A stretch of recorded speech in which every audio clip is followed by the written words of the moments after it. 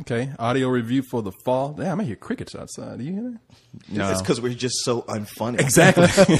No, so I didn't get to see it. I heard it's a gorgeous looking movie, but this outside is of that, Tarsem Singh, the guy who you may remember if you were alive when it came out. The movie The Cell with Jennifer The Cell with Jennifer Lopez, Vincent D'Onofrio. Or maybe you were alive and you still don't remember. And you just like tried very hard to forget it. Yeah, it was a mediocre film that had some beautiful visual things going on, but everything else was just so bad it was easy to forget. It was an incredibly beautiful movie that lacked soul. Yeah, it had none at all. It was totally hollow. Red. It was very red. Are you talking about color wise? It was, yeah. Because that's what I heard. It had a great color palette to it. Oh, yeah. God. You told me a lot of interesting. I thought I saw The Cell with you. I never saw The Cell. I could have swore I was sleeping next to you when I saw this movie. Wait. Wait. Yeah, I was about to say. Yeah, I just got my. You watch it on DVD. Yeah, no, what the hell's going on I just here? got my new 30-inch television. I'm like, hey, Leon, come over. I got The Cell on video. Oh, hey, I just got to let you know I always watch movies without my pants on. It's a very common thing. It's totally cool. Wow, it's hot in here, Leon. Are you? Let me remove that for you. No, okay, now that's enough. Let me go fix you a drink. Ray. I just no way to say it. It was actually a lot of interesting things you were telling me about before the movie got. Before we started this audio review, Which is a good thing because now we don't want to say it. Exactly, you don't want to repeat yourself now. This movie was absolutely fantastic. This is one of those little hidden gems that nobody really knows is out there. I can't believe they released it in the summer, but it's so great for those people who hate summer blockbusters or who are sick and tired of fluff with no substance. This movie is just wonderful. It is a beautiful little story that just does everything that it needs to do fantastically. It's essentially Pan's Labyrinth meets Hero. So what's the story then? I don't actually agree with that. I think it's much more Terry Gilliam-esque in any sense than it is really Pan's Labyrinth at all. But it is a fairy tale, or at least a fairy tale seen through the eyes of a little girl.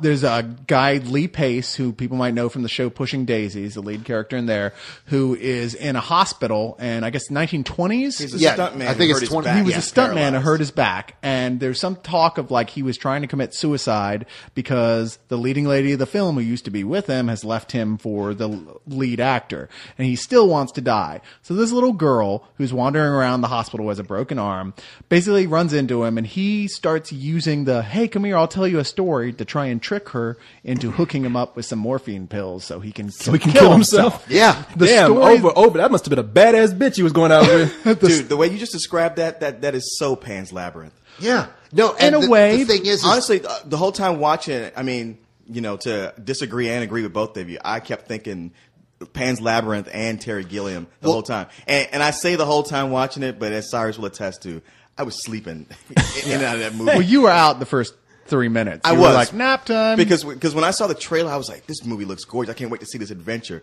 And then the actual adventure, this movie has a very slow pace to it. So I was like, this is not going to be the adventure film I thought I was going to see. It actually sounds like the story behind the movie is probably more interesting than the story they have in here, because it took the guy, 6 years to make this, and he actually wanted to kill himself too.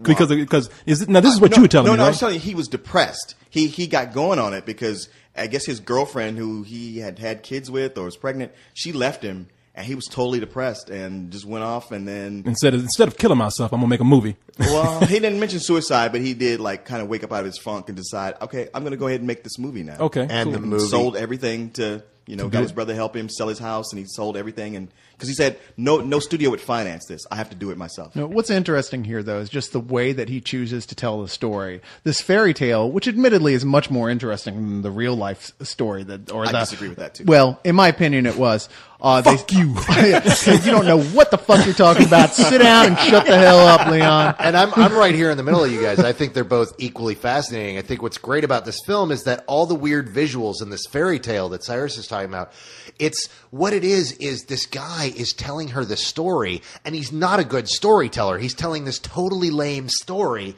but we're seeing it through her mind's eye, and we're seeing how she perceives this story and the story she's seeing in her head.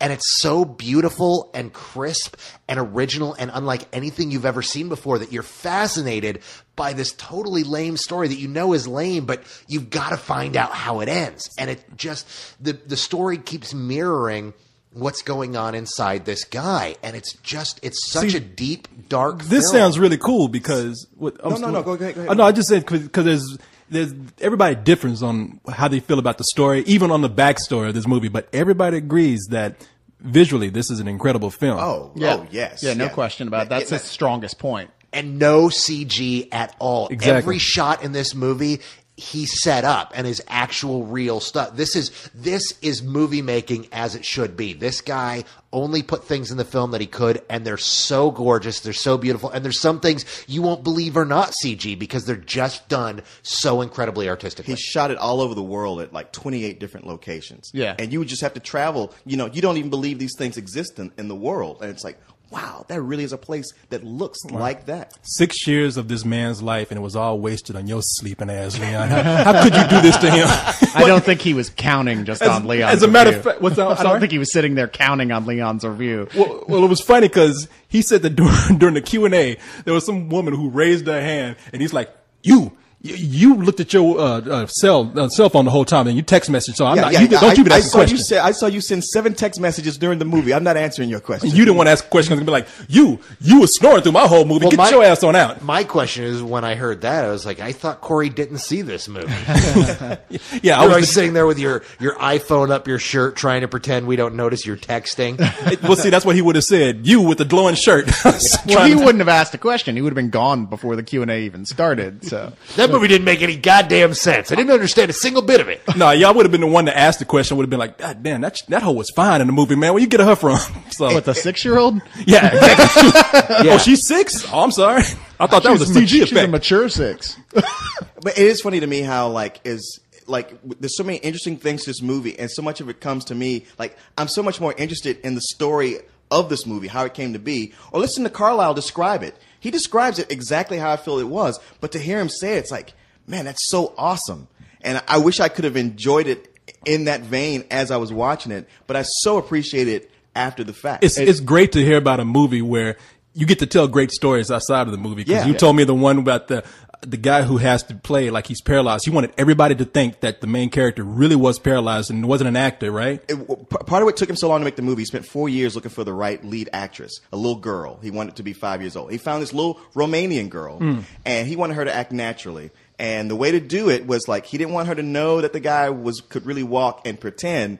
So he made the guy pretend that he really was paralyzed, and made him think that made everybody on the set think that he was paralyzed, and didn't tell them the whole time they were shooting. But there was one guy who was there, who was a guy in a wheelchair, who came up to him and said, like, I'm glad they finally they're using a real handicapped person to play a handicapped person. That's so wrong. Now, see, it makes me think that that guy was so crushed when he finally found out the truth. Oh, yeah. That he was probably across the street later on aiming a rifle at that guy's spine, acting, eh? I'll show you what it's like. No, it really, I saw a trailer for the movie, and I didn't even have to hear any of these words. I was truly convinced by the visuals in this that I really wanted to see it. And from what you told me, even without having to really appreciate the story, it sounds like I would appreciate the movie itself as a piece of art. Well, there's definitely something to be said for the process that he did here that helped it. This is one of the only films I've even heard of that was shot sequentially all the way through. Yeah. And it made sense because of the way the story was. Like, the little girl should be all nervous and not really comfortable at first, and then get more comfortable as it goes along. And, plus, of course, he was scared of stuff like, well, what if she loses some teeth or something because she's at that age? Fuck, I can't go back suddenly. The teeth are there. I totally agree with you, Carla. This sounds like this is what I've always thought about filmmaking real films that are art are made by people who put their heart and soul into it, and they have a whole process behind it that doesn't depend on any kind of money at all. Yeah, no, this is really one of those films that it is a true piece of art. It is a true piece. It is a film. This isn't a movie. This is a film. But by the same token, it's highly entertaining. It's very moving. And it really is you brought up Gilliam and it sounded, everyone was like, well, I don't know if I agree with that. I totally see the Gilliam as well. There are whole elements of Gilliam here. I think that the best way to describe it is visually, it reminds me of what they did in Hero. Right. Where it was all about the color and the story kept changing going through, and we kept seeing certain parts of the story more than once, and we didn't care that the story kept changing because that was how the film was going.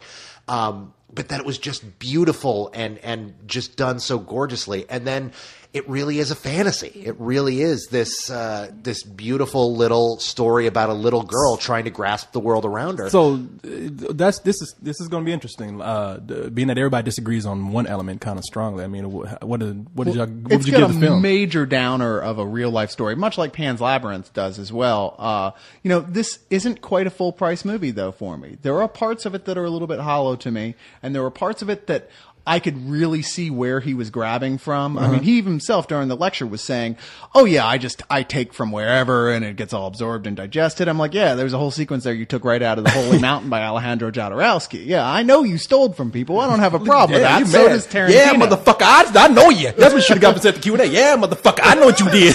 What? All right. But that's interesting that I thought you would have given it full price. No, I did really enjoy it, but like I said, I guess it was just seeing the seams, and there are parts in it that were just kind of awkward for me, and it did move a little too slow for my tastes. So overall, it's like a high matinee. Okay. I give it a full price. I think this film was just absolutely incredible. And if you're the type of person who enjoys seeing films, if you love beauty in film and you love a really good, deep story that you can chew on and kind of dissect, that this is it, that this is exactly that kind of film. And I'm really surprised that despite the critical acclaim, it just hasn't gotten the buzz up that it deserves. It's definitely It's a hard film to sell, I think. It is, and he fully admitted that. I mean, that was something that made me respect the project all the more. He came out right away and said he was done with it 2 years ago, and he just knew. He's like, this really has no commercial appeal. I'm not even going to try to distribute it. And then now he's just decided, okay, somebody talked to me, told me to give it a shot. All right, I'm putting it out there. Nice. It's odd because he's one of those guys who's like, he's not anti-commercialism. In fact, Right. he loves doing commercials. He said Yeah. it. I love doing commercials. I love doing music videos. I love doing dumb Hollywood movies. And that's exactly what I'm going to go back to doing right after this. Shit, he's like, I got to get paid. I know. He's like, yeah, exactly. Okay, I'm an artist. All right, I need to eat now. I'm hungry. But it was something that was in him. He's like, I have to do that. I have to get this out. And then I Yeah. can go back to doing, commercial schlock. I don't have no problem with that. Somebody who, And that's the thing, is he might be a schlockster for the rest of his life, but he made this one perfect little film. Good for him. And see it on the big screen if you have the chance, because it really is that good of a movie. Yeah, What I mean, would you- not what would you to give play parrot to everything that's been said, but this movie, it is more of a piece of art than it is, a movie or even a film. So would you give it- looking at it like that? It's hard for me because on one hand, I'm like, you should see it in the theater because it's so beautiful on the big screen. That would make me say full price. At the same time, all the problems that See, I feel like Cyrus mentioned. I feel like Denzel Washington in Training Day. I feel like I should have a gun to your nuts, and I'm like, come on, left nut or right? Now make a decision. Make a Come on, decision. man. 2 weekends in a row? But at the same time, That was our second date. It's like, I'm kidding. I'm sorry. Come on, man. It has the kind of pace and also the hollowness that works better on video when you're not really a slave to the timing of it. So I guess I would say matinee if I worked the formula on that, but I don't know. It's hard to really. I would say one or the other. So for you personally, a matinee. Let's Yeah. say a high matinee. No, I'm just gonna say matinee. Ooh, flipped it back on you. Now, what you gonna do with that? How you like that? I'm just going to go back and go, shit, I thought it was full price. But then again, I was awake through the whole movie. Oh, that. Oh, Well, I was oh, too. But once again, But yeah, but nobody listens to you. I'm talking to Leon over here. Well, let's just hope he makes a movie about a guy who pretends he's crippled and actually tells a handicapped guy that he can walk, and the guy stalks him and goes after his shins. And Yeah, I it would turns into actually like, what's that? They said they filmed a lot of backstory material for this, a lot of behind the scenes stuff. So assuming he gets the money to a halfway decent DVD release at all, there should be a documentary on here about the making, which I really look forward to seeing. Me too. See, that also supports my argument for rental, just because you would get to see all those extras and everything else that went along with it. Or you could do what I'm going to do and see it on the big screen and then rent it on or own it on video. And then perform fellatio on the director. Okay, all right.